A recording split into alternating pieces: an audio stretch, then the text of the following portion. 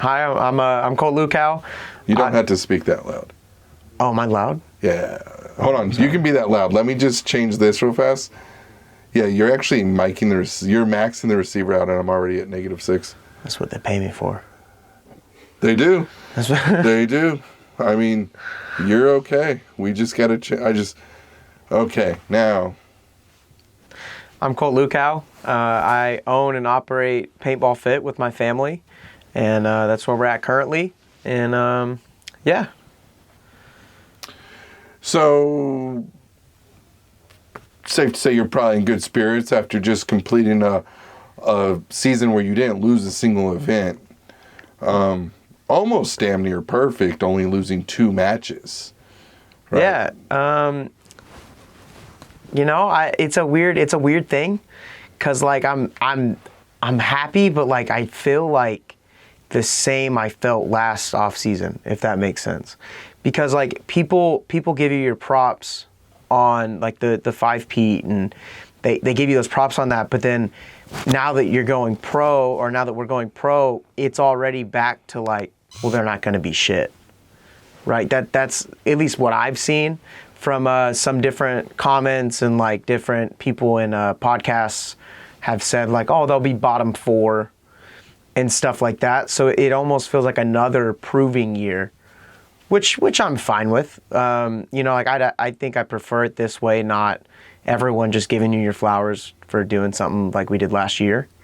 But no, I mean, there's also that like, I mean, you did something that's historical in a sport that you love. It's hard not to think about that often, right? But it's also a weird state where like now I'm working harder than I've ever worked, just because I want to prove the doubters wrong, and I want to prove the people that want us to succeed right? So it's kind of like, okay, cool, cup's over.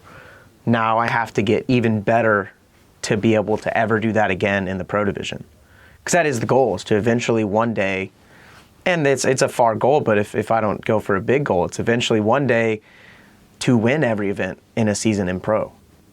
It might be 20 years from now, but that's the goal. Has anyone ever done that? No. No? No.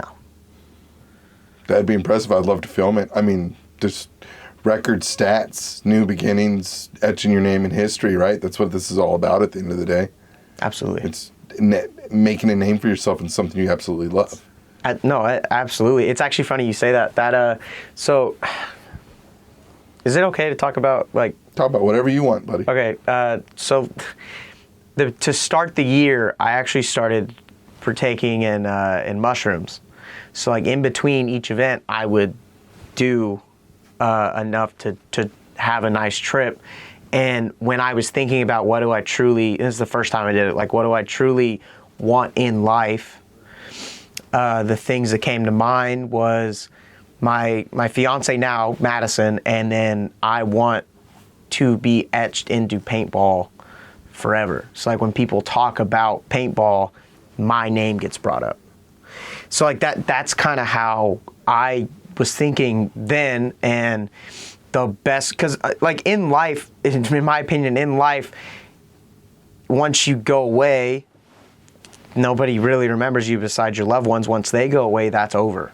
Right now, you're just gone. They say right? It's what, 1 or 2 generations before your name's never spoke again. 100%, right? And then, but then when you look at you have to either invent something, you have to be the best at a sport, or do something historical in a sport, or be like a multi-billionaire who changed generations, right? That's kind of how you get remembered in life, right? So this is all just like while I was, on my thing. But at the end, I was like, I want to be remembered. I don't want to just live a life to, 100 years from now, it's like I never existed, right? And the best way I think I could do that in my state in life is to try to accomplish as much as possible in a sport that I'm in. And that's kind of what I'm shooting for, is to try to go down as the greatest to ever play, right? And that's a huge goal, right? Like, and it might not be accomplishable, but I'm going to try to shoot for it. That's kind of...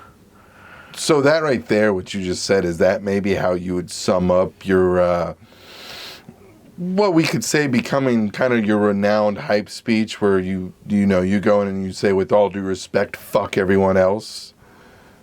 Yeah, absolutely. Like I would think so. I think that's kind of the mentality, right? Because if you want to be the best, you can't really be friendly with your competition. Like I want to beat the shit out of you. I don't want to just win. I want there to be no questions, and that was the goal going in this year. I don't want there to be a question if we were the best semi-pro team. I think the stats speak for themselves. I think it's no doubt that we are the best semi-pro team to ever play paintball. And if you don't think otherwise, then you clearly haven't paid attention to paintball. Now, the next step is to try to be the best pro team, right? So that's kind of the stepping stones. And that's why, like, at the beginning, I was saying, like, I love and I'll never forget last season. But, like, I'm already, like, I have to be better. I have to do more things. I have to be better at this. I have to be better for my teammates that also put in the work. I have to do a lot more, or else it's just like a really good college player. Nobody cares. Reminds me of a Kobe Bryant reel where he's talking to Kevin Hart, and he's like, "How much more can I do?" And he's like, "Are you the same beast and a different animal?" Yeah. Like, what the fuck does that even mean, Kobe Bryant? Exactly. No, absolutely. It's definitely a different mindset, and I don't think a lot of people think like that. I think a lot of the top players, even like in paintball, I think do think like that, and that's why they're where they are. But that's the mindset, is trying to eventually be looked at as the best player in paintball and the best team in paintball, right? In order to make us the best team in paintball, I have to be that much better, to make my teammates better, to make them feel like it's worth the work they're putting in, right? It's the same way I look at my teammates. When they're putting in work, I want to put in more work, because I'm like, I can't let his work be for nothing, right? That's kind of the mindset. So 8 years ago, when you started playing paintball, I remember you told me about a year ago, almost to the day, that you started playing because you were scared you would miss the opportunity to get to play with your father again because he was sick. You know, he had cancer at the time, and all your brothers had gotten to play, and you being the youngest didn't want to miss it. Did you ever imagine 8 years ago, though, that simple notion that, you know, would drive you to being the same beast and a different animal? Like, would...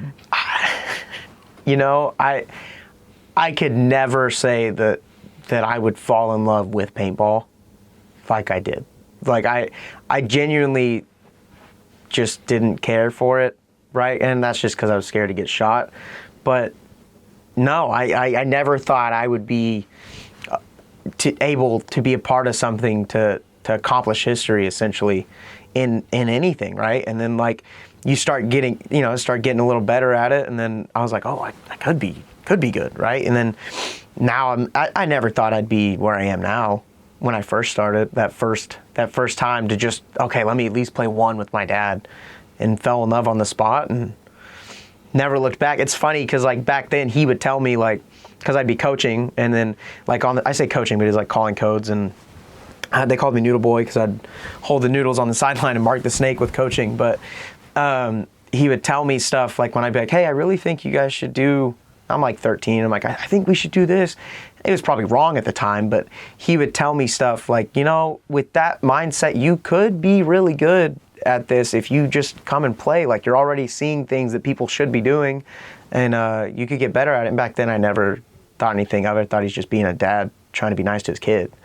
But now I look back and I'm like, oh, like, it's a good thing he kept pushing me to, like, try to play, or else I never would have played. I would have just probably went through high school, went to college, and had a normal life. But I'm very, very happy where I am right now.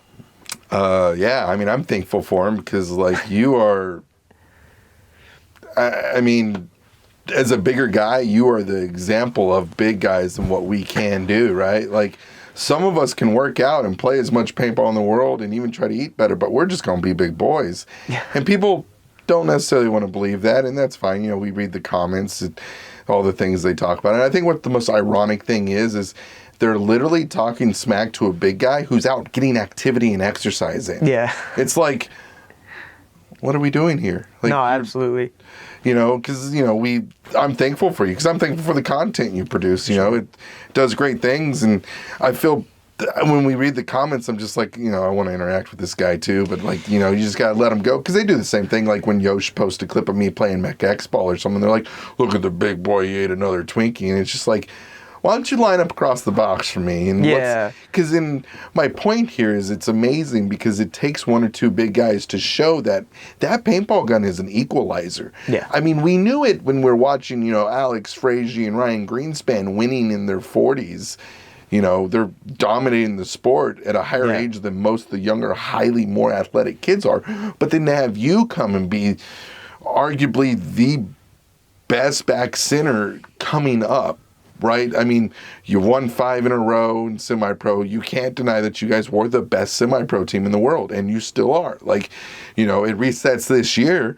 The great thing about stats is they're great, but, there's someone that's going to chase that. There's someone. Yeah. So the next goal is for, maybe the newbies to have an undefeated semi-pro year where they win 35 of 35 instead of going 33 of 35.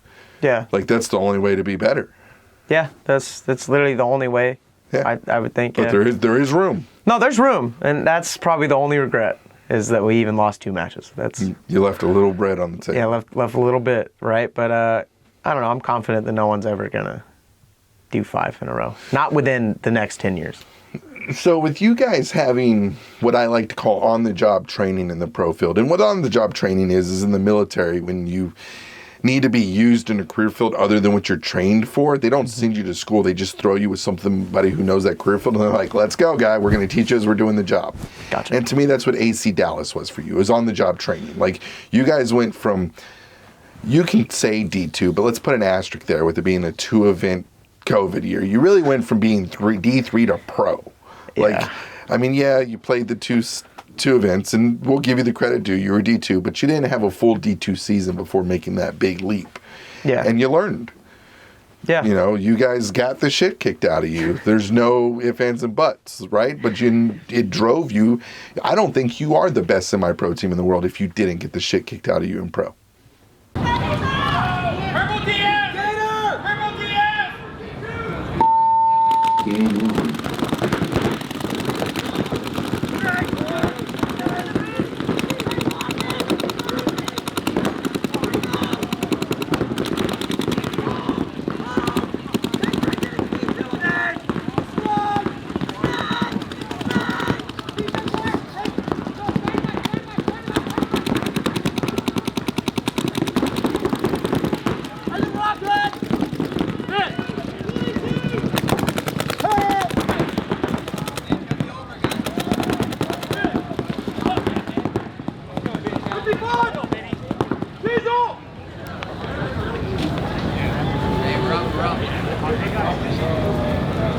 I don't think that beast has grown, right? Like, you have to have a little animosity. You have to have a little something to prove.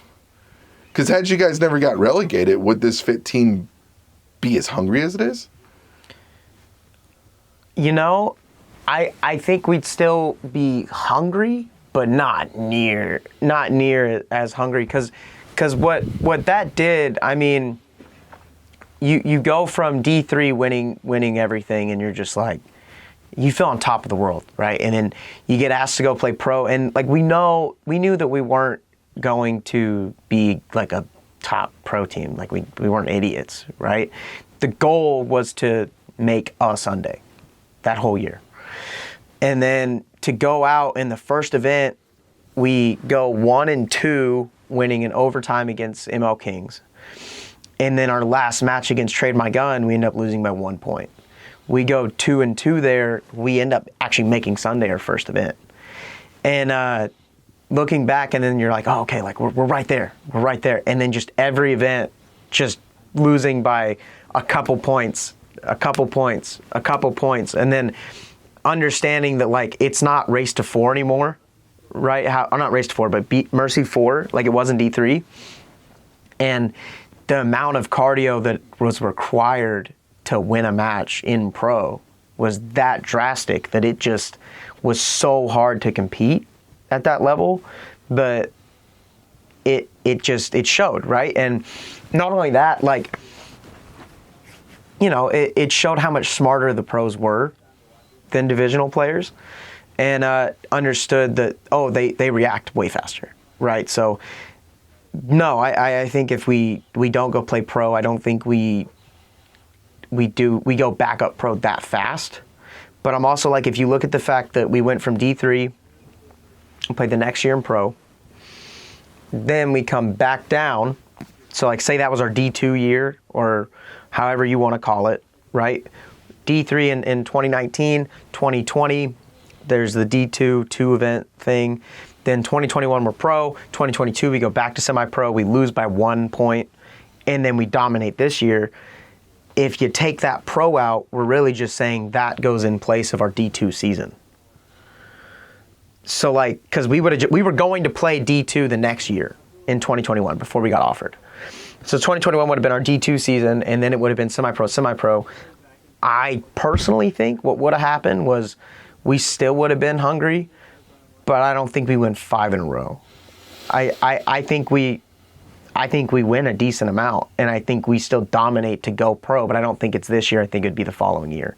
I think it just made our trajectory go up a year, if that makes sense. Yeah, it gave you a little more hungry, a little more intestinal fortitude, dig a little deeper with the shovel, you know? Yeah. That's what this is. That's what Sunday's about. I think a lot of people who don't play this sport don't understand. When you come down to Sunday, it's really about how deep can you dig after 3 days of playing, and then Sunday you play a whole tournament in a day. Yeah. Where the rest of the days you get breaks, right? So it's like you said, pro, it was all about endurance, and you learn that real fast. It's a whole nother level. They're professional athletes. Yeah. You know, maybe not everybody, but you have Tyler Harmon and Ronnie Dizon and Marcelo Morgan. Like Marcelo looking jacked. Yeah. If you've seen him at Cup, I was like, man, he turned it on. But it's that higher level, and it should be. Because if not, then what's the difference, right? Yeah. So with that said, going forward and backwards, what do you think was the biggest lesson you've learned through this experience? Of getting relegated? Getting relegated and hashtag no longer relegated. Like the whole thing. There's got to be an underlying lesson. Man, Like, it's progression over perfection, right? And it's actually, I heard that from John Jackson. I don't remember who he got the quote from, but he had said it to me at one point. I think it was when we went pro. And then the main thing is like there's gonna be fuck ups. There's going to be mess ups. You're going to lose, right? But it's about learning from it, getting better, and continuing on, right? Just like essentially like the Hydra mentality is getting a head chopped off and coming back twice as strong, right? That's our whole premise of how we go about things. Is like, yeah, like I'm gonna mess up, or you're gonna beat me, but I'm gonna get better, and I'm gonna come back stronger, right? So like that's been the lesson I've learned is I don't worry about the results, if that makes sense. So like, I'm just like, if I just work very hard and be honest with myself when I play bad, or if I'm a bad teammate, if I learn from it and get better, I don't care about the results, because it's not if, but when, right? Like that's kind of been my mindset. Cause when we got relegated, I was like, it felt like the world ended, right? Like, I'm like, dude, are we good? Right? Like, and you start worrying about stuff like that and stressing over dumb things. And then it's really like, no, dude, it doesn't matter. Like, we're young. Let's just get better and we'll be good. Right? And just a change of mindset, I feel like, is the main thing from when we first went pro to now. Right? Is now I'm not playing to not lose. I'm playing to win. That's something I noticed editing. So I've edited every finals match you've played in this year, right? Like your prelims I'm not that invested in, right? I have to kind of stay on the pro field. My job requires me to do a lot there. But every single one of your finals match has pretty much gone to overtime except for Cup. And one thing I noticed was the reason why you guys always win in overtime is because you're the first to launch, because you're playing to win and not to lose. While Blast Camp seems to kind of play pocket paintball, they lock into their zones and they're hoping to just shoot you running through. Yeah. What made you guys develop that mindset to play that way when everybody else is playing that pocket style? I don't really think it's I don't know. I don't think it's like hey, we should play this style, if that makes sense. It's kind of just like, it might be overtime, but like, just play a normal fucking paintball. Whatever happens, happens. But like, now it's overtime. Just play it like it is the first point in the match, right? And that's kind of how we go about most overtimes. Now, granted, you might play an overtime where someone like, oh, guys, they're definitely doing this, right? Or they're definitely shooting people going here. You play it team to team, but majority of the time, it's just play it like it's the first point of the match. And you're not going into the first point of the match to like, oh, I better not lose this point. You're just going and playing. That's kind of been to win that point, essentially, right? That's been at least my mindset. Just have fun. Play to win. Yeah, play to win, but don't overthink it. Yeah, don't overthink it. That's been the main change, I think. So speaking of change, when we're talking about change and stuff going into the 2024 season, as a big guy, what do you feel about all these snake beams being added?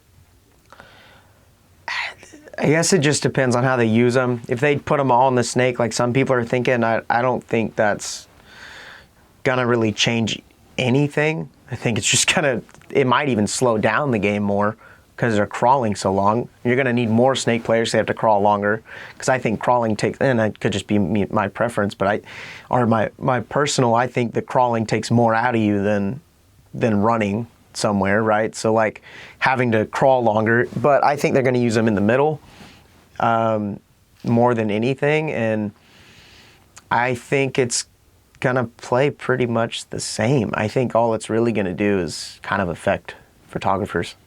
I think it's going to affect us in a good way. You think so? Yes.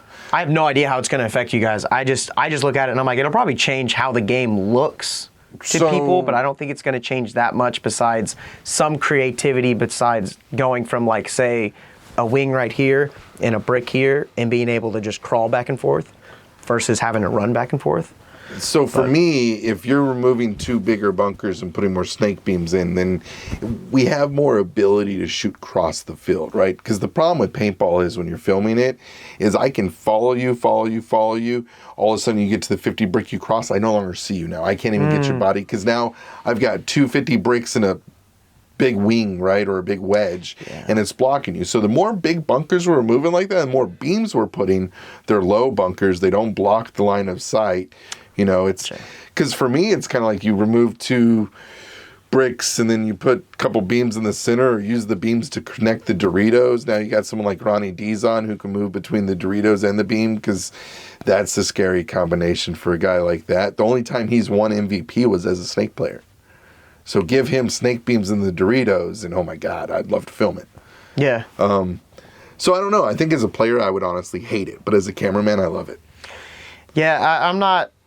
I don't know. It's a weird thing. I'm not really like worried about it. I don't know. We'll see. But I'm also like, what if you play it the exact same as you normally would, so that while that guy's crawling, you just like say I'm in Dorito side, and that dude's crawling. If I'm able to stand in the snake and you're crawling, I'm gonna fuck you up. Does that make sense? Yeah. So like that's why I'm like, it's weird because I think it'll play to a benefit to some players. I think it'll play a benefit to other players, but I don't think. It shouldn't affect much. I think it'll just allow for some more creativity, but it really just depends on how they use them, right? Like like I said, if it's a super long snake, I don't understand the benefit of adding these snake beams. If you put some stuff in the middle, I get it. It adds for more up and over moves. It adds for more creativity in the center for different players. And now you can start putting players like a Keith Brown in the center because he can crawl all the way everywhere, and it's almost like a snake, right? Not that he couldn't play the center without snake beams, but like it adds that dynamic. So yeah, I mean, I don't think it'll affect how it's played though, like how other kits have. Do you think the game needs to change in speed, like speed up or slow down? I've heard you speak a couple times about it. You don't think it'll change if it speeds up or slows down. Do you think any of that needs to change? No, I don't know. I mean, you could look at like the 7.3 thing. Like, I think that slowed it down too much. Or is that what it was called? Or 3.7? What was the thing they did at Cup? Professional fight, man. Yeah. Too slow. It was too slow, right? So I think right now the way paintball's played is great. I do kind of like Marcelo's thing about if a point scored under a minute, it's 2 points. So my thing is keep the same rules, except for you can score as many points as you can in each quarter. Okay, so like do a 4-quarter game? Yeah. I'm not opposed to that, but it's hard because then you have to restructure how paintball's played. Just because in a weekend, I think that would take too much time. Unless you just did 15-minute games, split it into 4 quarters. But like, that would be awesome. But I think paintball has to grow to the point where teams can travel to other teams, like in other sports. And then quarters and stuff work. I don't think we grow the pro division much until we have at least bi-weekly pro matches. Yeah, that'd be awesome. I think that's the biggest thing, right? We have 5 events a year. It's way too much. We can't build any storyline, any context, any other sport. It's like 18 to 25 weeks long or whatever, or longer. It's half a year, but there's games every week. And I'm not talking about we go film the games all at once and then release them once a week. No, like set 5 stadiums across the United States, whatever. They can be preset, they can be Paintball Fit, Blast Camp, Tiki's, whatever, right? Pick 5 fields, leave production gear there that can be set up and stored, and then have it be like a stadium and go, and it's Monday night football, Thursday night football, Sunday football, right? Like, that's, I think, what we need, and then have the time to have a news crew, kind of like the coach's show, keep going. But, I mean, that's just my opinion. No, I 100% think that would work. It's just getting it to be financially good for players to be able to do that, because most players have a 9-to-5 job. So where do you see yourself in another 5 years in paintball? A champion. I see myself winning in pro paintball. That's the goal. That's what I truly think is gonna happen. I'm humble about it, right? But like, I'm also aware that we have the potential, if we all stick together, and we can be one of the greatest pro teams, give or take, not in 5 years, right? Like, that's, you got to have a 20-year resume to be the greatest pro team, right? But like, in the next 5 years, I want to be looked at to start the year in 5 years. So what would that be, 2029? Yep. I would like to be like, hey, they're probably going to win the series this year. Like, that's how I want to be looked at going into the off season, if that makes sense. So like, I want that off season to be, people be like, kind of how they talk about damage in Dynasty. I want to be in that conversation. That's where I want to be in 5 years. I mean, that's definitely the conversation to be in right now. Because if you ask me, it's damage in Dynasty, and then the rest of the pro division and then is it's the rest for third. Yeah, and at the moment, I mean, that's just the proof of what we saw in the season. Exactly, and that's what I want. I want to be able to have the resume where people are like, you know, those are the top teams, and I want to be included in that. I'm not saying I want to be number 1. I'm not saying what I want to be. The goal is to be number 1, but I want to be in that conversation of they're the top team in pro, right? Like, and that's 5 years. That's what I would like to happen. To me, that seems like a good place to end this. Is there anything else you'd like to add or say? Verbal, anything you want to know? Can you tell people where they can shop online? LoneWolfPaintball.com. .com. All right. Thank you, buddy.